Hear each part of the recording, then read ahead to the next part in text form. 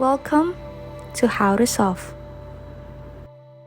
In this tutorial, I'm going to show you how to add Stripe payment on Shopify. So first, you need to open your Shopify on your browser.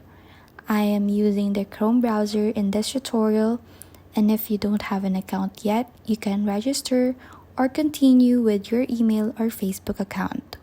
And once you are on this page, go to Settings, and here you have to go and click on the Payments.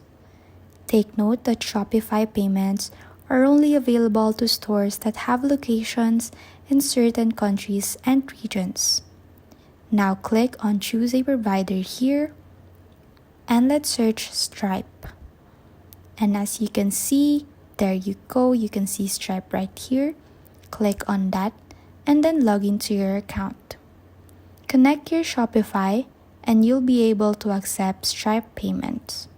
Stripe is a payment services provider that lets merchants accept credit and debit cards or other payments. Stripe payments are best suited for businesses that make most of their sales online, as most of its unique features are primarily geared toward online sales. Please like and subscribe for more content. We'll see you in the next one.